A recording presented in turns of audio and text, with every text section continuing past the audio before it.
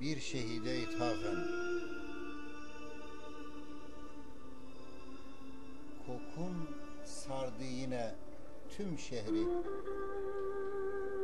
Her Haziran alkanlara boyanır Ahmet şehadetin rengine.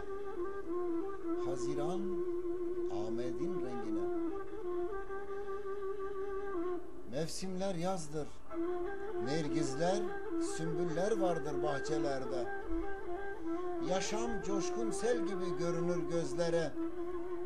Oysa Haziran güzdür Ahmet'te.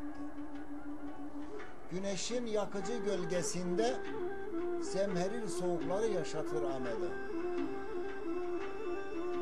Haziran öfkenin, Haziran utancın, Haziran kavganın ismidir Ahmetli'nin gönlünde.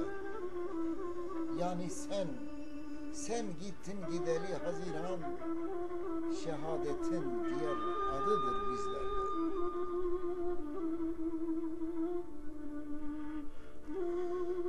Bir Haziran daha, nefesini duyumsadığım semaları seyre dalarken, yüreğimde biraz hüzün, biraz umut, içimden konuşmak geldi seninle. O alemlerde nasıl yankılanır bulanık sesim, özlemlerimi taşıyabilir mi sana yitik cümlelerim bilemem. Benimkisi yılların birikilmişliğiyle bir iç döküş kendimce. Şehidim, seni hep bembeyaz cübben, yeşil sarığın, asaletli tavizsiz duruşun ve vakarlı bakışlarınla hatırlıyoruz. Ve boynundaki o bedbaht ipler. Nefesin soluklarımıza kavuşuyor bazı. En zorlu zamanlarımızda ayak seslerin irkiyor korkularımızı. O zaman anlıyoruz işte, hem emanet eden hem emaneti sahiplenensin. Yani hala bizimlesin. Hala davayı omuzlayıp götürenlerdensin. Anlıyoruz, ayrı alemlerde oluşumuz değiştirmemiş aynı yola baş koymuşluğumuzu. Ruhani varlığındır güç katan gücümüze. Yürütüyor bizi ve yürütecek sonsuza dek. Sen hiç içerlenme. Sen üzülme. Sen dertlenme şehidim.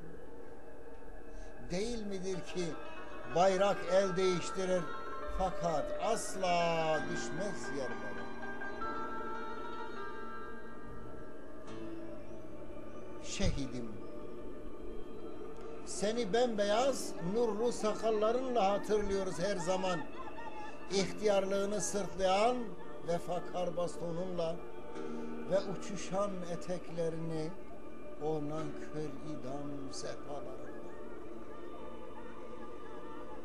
Her Haziran alkanlarla boyanır Ahmet şehadetin rengine. Haziran Ahmet'in rengine. Ahmet'in rengine. Bir Haziran daha ve anladım artık dava niçin her şeyden tatlıymış, güzelmiş.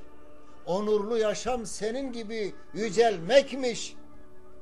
Senin gibi Hüseyince ölümün üzerine yürümek bile bile milyon milyon dirilmekmiş şehadetle şehidim.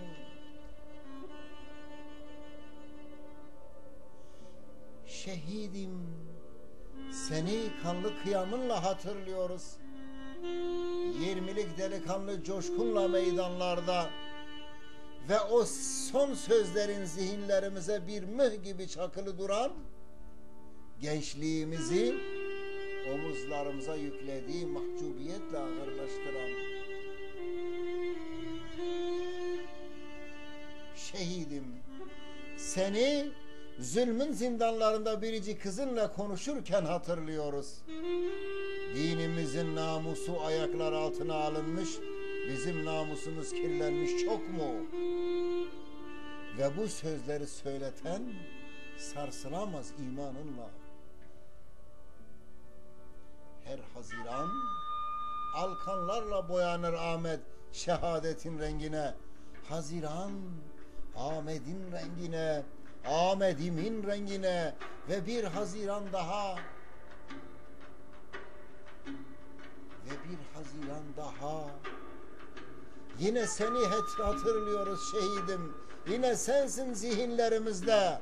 Ama artık dem değişti şehidim. Zaman değişti şehidim. Meydanlar kızıştı. Bir adım kaldı sabaha. Bak, Haziran ne bebeler büyüttü koynunda şehidim. Hepsi senin renginde. Senin destanını dinleyerek, vasiyetini ezber ederek, senin sevdanı severek büyüdüler Ahmet sokaklarında. Şehidim, şimdi isteyip de kuramadığım zoraki yutkunulmuş cümlelerim var seninle paylaşmak istediğim. Ama günün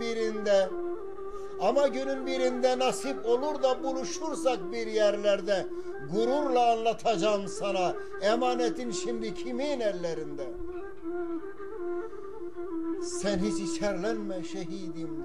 Sen üzülme şehidim. Gözlerin arkada kalmasın şehidim. Sen gam yeme şehidim.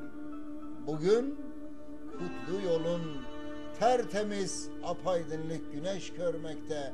Emanetin emin ellerde. Sen mezarında rahat uyu. Ruhun şad olsun şehidim. Ruhun şad olsun.